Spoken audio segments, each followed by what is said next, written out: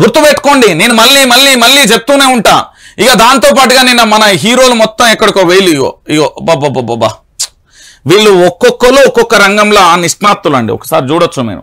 శుక్రవారం మేడిగడ్డ బ్యారేజ్ పై భాగాన్ని పరిశీలిస్తున్న మంత్రులు ఉత్తమ్, కోమటిరెడ్డి, పొంగులేటి, ఎమ్మెల్యే వివేక్ తదితరులు అంటూ కూడా చూడొచ్చు. ఏమి తుమ్మిడి హట్టి కట్టి తీరుతాం, రీడిజైన్ తో పాత చోటే బరాజ్ నిర్మిస్తాం, ప్రాణహిత చేవెళ్ల ప్రాజెక్టును కొనసాగిస్తాం, మేడిగడ్డపై న్యాయ విచారణ జరిపిస్తాం, పాలమూరు రంగారెడ్డికి జాతీయ హోదా ఇవ్వాలని కేంద్ర ప్రభుత్వాన్ని కోరుతాం. ఇరిగేషన్ మంత్రి ఉత్తమ్ కుమార్ రెడ్డి వెల్లడి. ఏంది? పాలమూరు రంగారెడ్డికి జాతీయ హోదా ఇవ్వాలని కోరుతున్నారు. ఓకే, పాత ముచ్చట. 4 మంత్రులతో మేడిగడ్డ పరిశీలన, బారాజ్ స్థితిపై పవర్ పాయింట్ ప్రజెంటేషన్.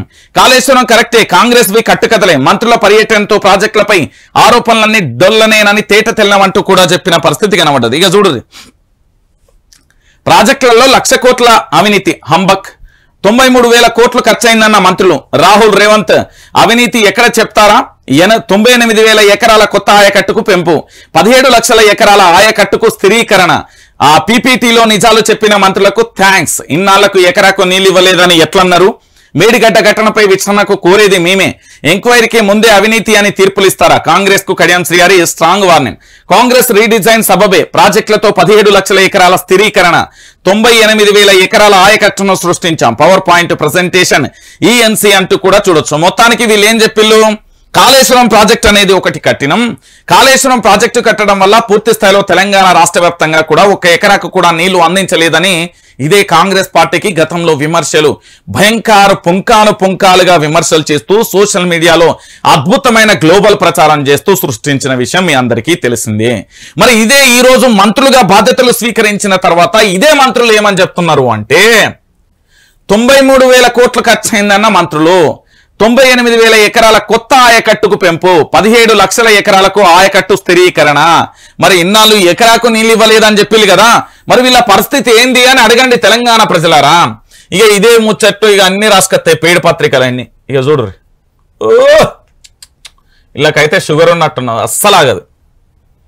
ఇక షోకేజ్ గానే కాళేశ్వరం, ఇంకా రిజర్వ్ ప్రాజెక్ట్ గానే ఫంక్షనింగ్, కేసీఆర్ వైఫల్యానికి ప్రతీకగా పరిమితం, ఖరీదైన విఫల ప్రాజెక్టుగా చరిత్రలోకి, 3rd టీఎంసీ ప్రతిపాదన కోల్డ్ స్టోరేజ్లకి, ప్రాణహితకి రాష్ట్ర ప్రభుత్వం ప్రయారిటీ తాజాగా స్పష్టం చేసిన మంత్రి ఉత్తమ్. ఎన్నికల మేనిఫెస్టోలో కాంగ్రెస్ హామీ, మరో 50,000 కోట్ల ఖర్చు అంచనా, జిల్లాకు కాళేశ్వరం మేడిగడ్డ ఇష్యూ, 10 ఏళ్ల బీఆర్ఎస్ అవినీతిపై ప్రజెంటేషన్, కాంగ్రెస్ నేతలకు త్వరలో కీలక బాధ్యతలు, ఫీడ్బ్యాక్ తీసుకుంటున్న సీఎం అండ్ టీం అంటూ కూడా మరో అంశానికి సంబంధించి హైలైట్ చేసి ఒకసారి చూడాలి. వీళ్ళు ప్రాణహిత చేవెళ్ల అంచనా వ్యయం 17,875 కోట్లు, సవరించిన అంచనా 38,500 కోట్లు, నీటి నిల్వ సామర్థ్యం 160 టీఎంసీలు, ఆయకట్టు అంచనా 16.74 లక్షల ఎకరాలు, డిపిఆర్లో చూపించిన అంచనా వ్యయం 40,300 కోట్లు, మొత్తం ఖర్చు చేసింది 11,679.71 కోట్లు, 32%.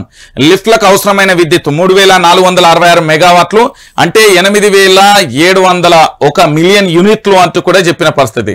కాళేశ్వరం అంచనా వ్యయం 80,000 కోట్లు, కేంద్ర జల సంఘానికి సమర్పించిన రిపోర్ట్లో సవరించిన అంచనా 94,413.27 కోట్లు, సెకండ్ టీఎంసీ వరకు. మొత్తం అంచనా వ్యయం 3rd టీఎంసీతో కలుపుకొని 127,872.28. ఆయకట్టు అంచనా 19.63 లక్షల ఎకరాలు, డిపిఆర్లో చూపిన అంచనా వ్యయం 94,413.27. మొత్తం ఖర్చు చేసినవి 93,872.07. లిఫ్ట్లకు అవసరమైన విద్యుత్ 13,409 మెగావాట్లు, 13,702 మిలియన్ యూనిట్లు అంటూ కూడా చెప్పిన పరిస్థితి. వీళ్ళు ఏం చెప్తున్నారు అంటే, ఈ ప్రాజెక్టుకు సంబంధించి ప్రాణహితకు జీవం, కాళేశ్వరంపై జ్యుడిషియల్ ఎంక్వైరీ, 1,00,000 కోట్లు ఖర్చు చేసి లక్షల ఎకరాలకు కూడా నీరు ఇవ్వలే, బాధ్యులపై చర్యలు తీసుకుంటాం, పాలమూరు ప్రాజెక్టుకు జాతీయ హోదా సాధిస్తాం. మంత్రి ఉత్తమ్ కుమార్ రెడ్డి మేడిగడ్డను సందర్శించిన మంత్రుల బృందం, కాళేశ్వరంపై పవర్ పాయింట్ ప్రజెంటేషన్, నాణ్యత లోపం వల్లే డ్యామేజ్, మంత్రి Ponguleti Srinivasa Reddy, 3rd party enquiry జరగాలి, మంత్రి శ్రీధర్ బాబు. ఎవరి నోటికి కత్తే వాళ్ళకి ఇష్టం వచ్చినట్టు మాట్లాడేలు ప్రజలారా. వాస్తవమైన విషయం ఇది. మేడిగడ్డ, ఆ గడ్డ, ఈ గడ్డ, అన్ని గడ్డలు చూపెడతాగురు. ఇప్పుడు మీకు ఆలుగడ్డతో సహా చూపెడతాగురు. బాబా ఇక్కడ ఏంది పగిలిందట జోక్. అసలు వీళ్ళు ఏం మంత్రులు,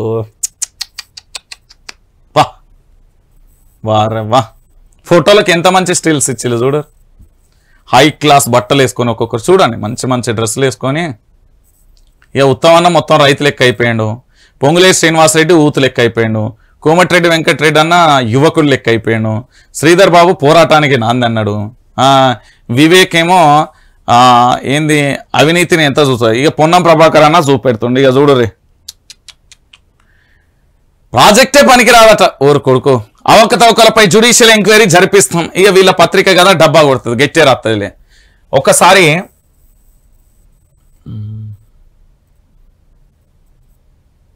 మీకు ఒక్కసారి చూపెడతావు వాట్ ఈజ్ వాట్ అనేది తెలంగాణ ప్రజల ఒక్కసారి చూడుర్రి.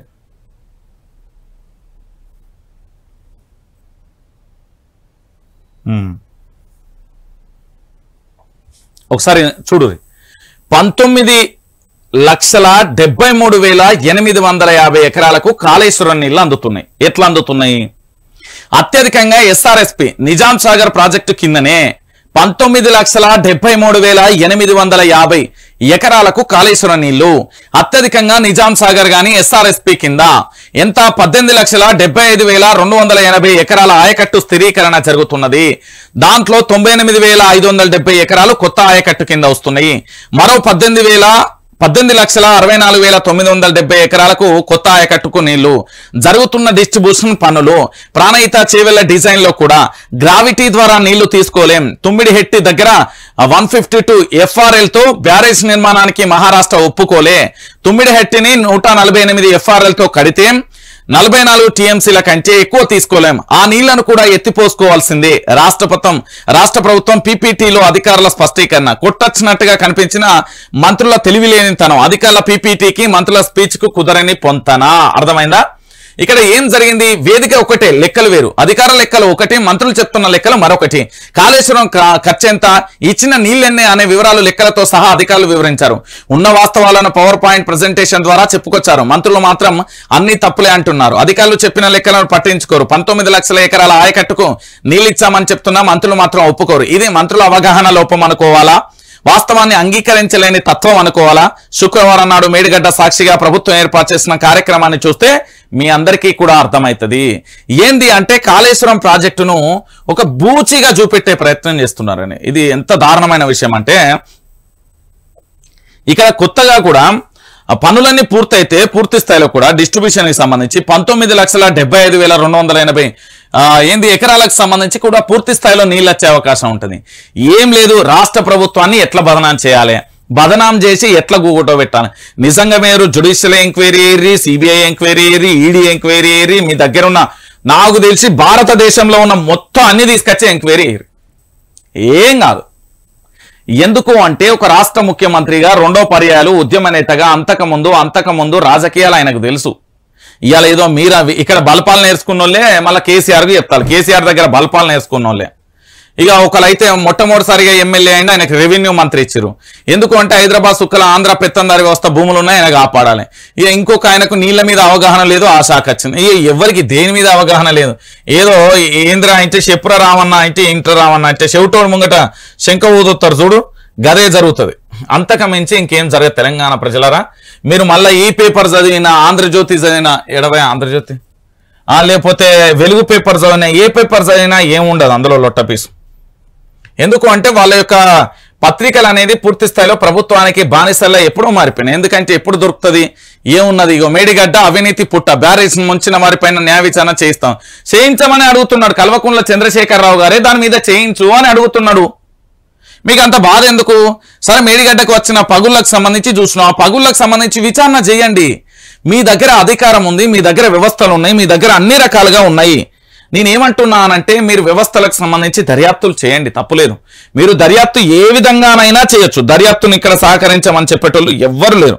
మీరు ఎట్లనైనా దర్యాప్తు చేయొచ్చు, ఏమైనా దర్యాప్తు చేయొచ్చు, ఎవరినైనా అరెస్టు చేయొచ్చు. దాంట్లో ఎలాంటి సమస్య కూడా లేదు. కానీ ఒకవేళ దర్యాప్తులో కాళేశ్వరం ప్రాజెక్టులో అవినీతి జరగలే, రాష్ట్ర ప్రభుత్వం చెప్పినట్టుగా గత రాష్ట్ర ప్రభుత్వం ఎన్ని లక్షల ఎకరాలకు నీళ్ళు ఇస్తున్నా అవన్నీ వస్తే మీరందరూ శాశ్వత రాజకీయాల నుంచి తప్పుకోవాలి. ఇది మాత్రం బస్తీ మీద సవాల్ అంటున్నది బీఆర్ఎస్. నేను చెప్తున్నా కదా, మసిబూసి మారేడికాయ చేసుడు తప్ప ఇలా ఏం ఉండదండి తెలంగాణ ప్రజలారా. నేను చెప్తున్నా కదా.